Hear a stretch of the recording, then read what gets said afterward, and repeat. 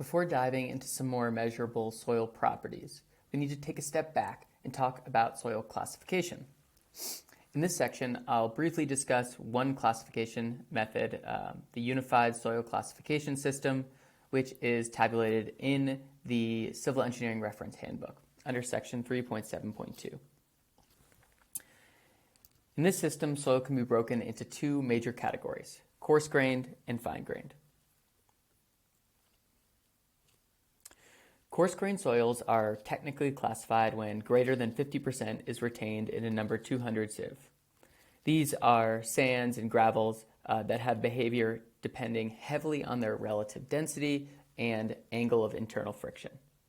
Coarse-grained soils rely on grain-to-grain friction to maintain structure, and water flows more easily through the larger interconnected pores. If a soil is coarse-grained, the percent of fines, or particles passing through a number 4 sieve, will determine if the soil is what is classified as a gravel or a sand. The USCS uses two coefficients to further classify the soil into its final type: the coefficient of uniformity and coefficient of curvature, which require further sieve analysis to find the percentage of the soil particles with D10, D30, and D60 diameters that go into the equations that I've shown here below. You don't need to worry too much about this. This is likely going to go beyond what sort of testing and what sort of information you'll receive, but this is just to explain how we can further take our larger categories of coarse and fine and divide those up into different soil classes. So now I'll go back to fine-grained soils, which fine-grained soils are technically classified when greater than 50% passes the number 200 sieve.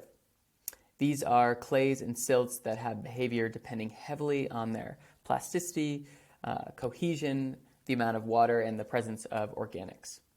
Fine-grained soils rely on friction and cohesion to maintain structure, and high forces can compress the pores and squeeze water out of these soils over the course of time, and this can continue happening even over the course of decades. If a soil is fine-grained, things get a bit more complex. Here we use the Atterberg limits, the liquid limit, plastic limit, and plasticity index. The plasticity index is calculated using the liquid limit and plastic limit. And using a chart that is provided in the reference, we can find the type of soil.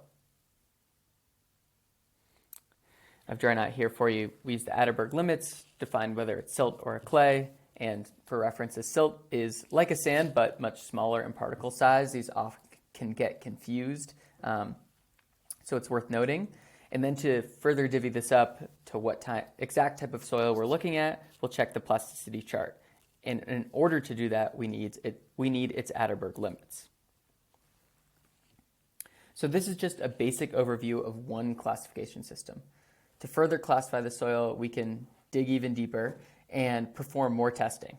But for the purpose of our shallow foundation bridge design, the main information we need is to distinguish between coarse and fine-grained.